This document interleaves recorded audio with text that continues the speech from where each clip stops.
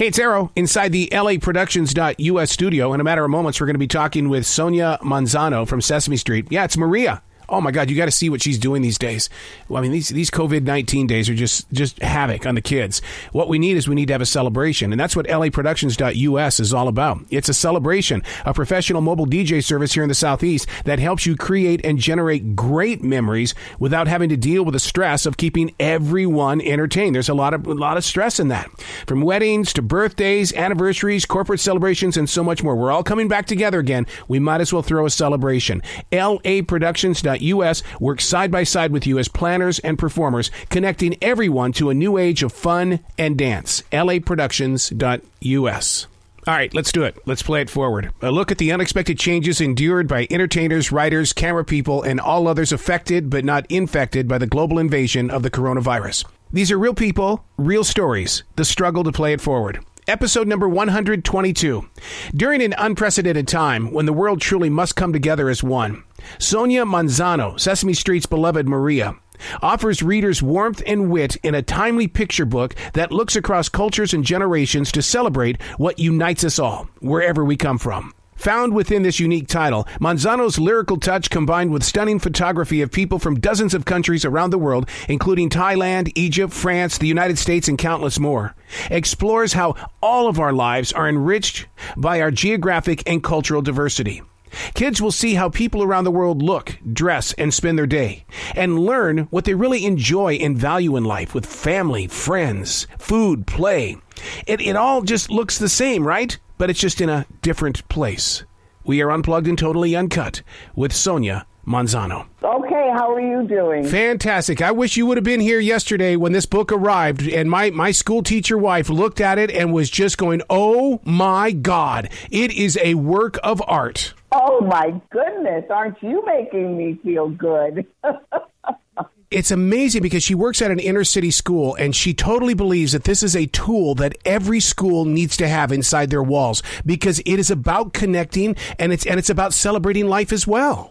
Yes, it's that's exactly what we set out to do. We wanted to show kids having similar experiences and having all kinds of emotions and thereby illustrating that we all feel the same things in the world, even though we may look different and live in different parts of the country and the world. And that's exactly what we set out to do. And don't you think that during these COVID times where the students are right there on that Zoom, where they're not having that camaraderie or that collaboration, that a book like this creates words for their imagination? It charges them up to use that imagination.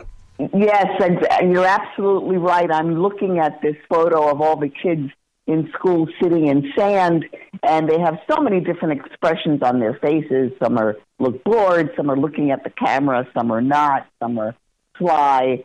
And these are images kids could look at and say, "Gee, I wonder what that kid had for breakfast," or did that kid forget his homework, or did the dog eat this other kid's homework? And thereby talking about other kids and that way they unconsciously put themselves in the other kid's shoes and start to... It does in the way of where, I can just see a first grader or a fifth grader going, this child looks just like me. There's somebody that looks like me. Yes, absolutely. And that's being represented is, of course, extremely important. I could speak to that because I was raised in Bronx in the 50s when there were no people of color on television, and I wondered where I existed. And when people asked me what I wanted to do when I grew up, I had no answer because I had no models of people who looked like me doing anything in society. And I wondered, indeed, how I could contribute to a society that did not see me. So, of course, it's important for kids to see themselves in the media and in books.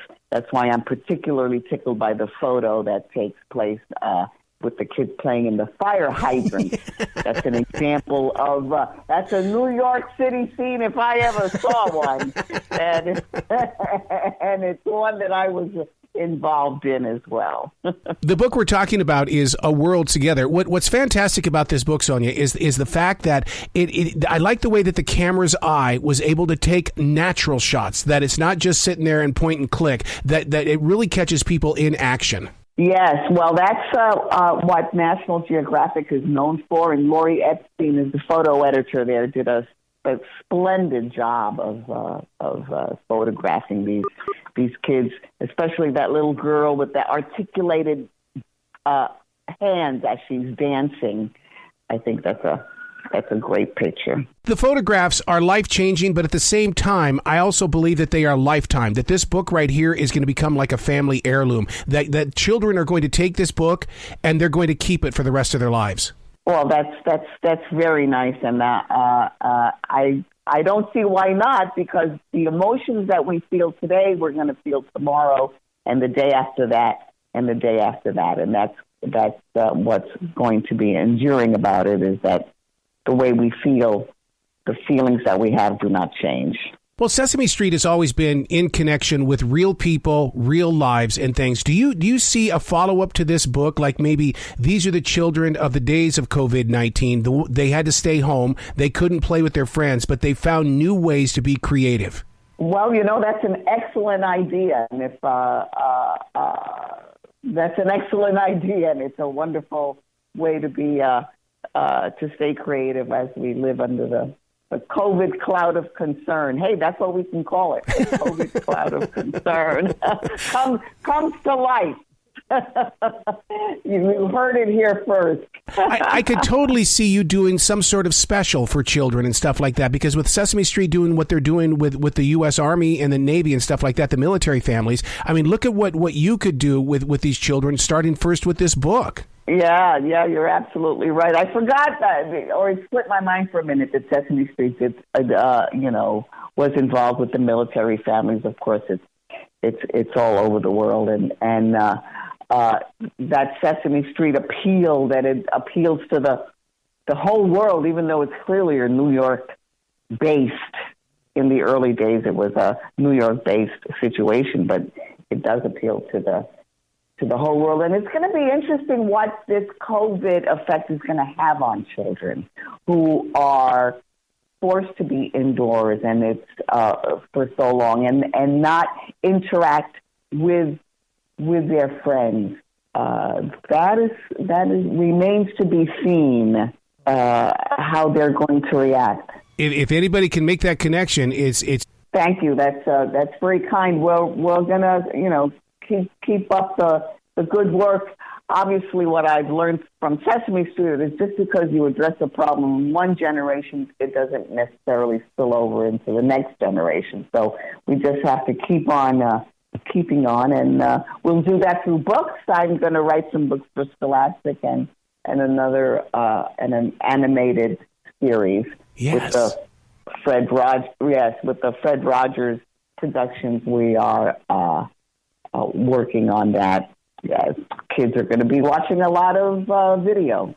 Well, you're absolutely right about that, because that's where they are right now. And it's strange times, because, for forever and a day, we were always saying, put down your digital device, put down your digital device. Now we've got to get students to the digital device so they can continue to learn. And why not you guys be the ones that give them the quality information? Yes, absolutely. And also we have to make sure that kids have Wi-Fi. That there's not just one family crammed into an apartment in the Bronx that have, 2 devices that 6 kids are using and faulty Wi-Fi. We all assume everybody has great Wi-Fi, and that's a mistake. We go to a place in Pennsylvania to relax every now and again, and there's terrible Wi-Fi. You have to drive around the countryside trying to get a cell. That's right. You have to go to the local restaurant to find a cell to make an important phone call. So I think we have to, with all our powers, let people know that not all kids have great Wi-Fi or great devices. And, if their system is down, it's going to be another terrible thing to overcome. I've seen images of kids outside of McDonald's, using that Wi-Fi to do their homework. Oh, my goodness. And that's going to separate there's going to be the Wi-Fi class and the non-Wi-Fi class. Well, congratulations on this book, A World Together. I can't wait to talk with you more in the future. Thank you very much. Thank you very much for your enthusiasm, and I thank your wife profoundly from me. You bet. You bet. You be brilliant today, okay? Thank you. You too. That's Play It Forward. You can hear other conversations just like this on all 3 of my podcasts, Like It's Live, Unplugged and Totally Uncut, and View from the Writing Instrument, all found on every digital platform.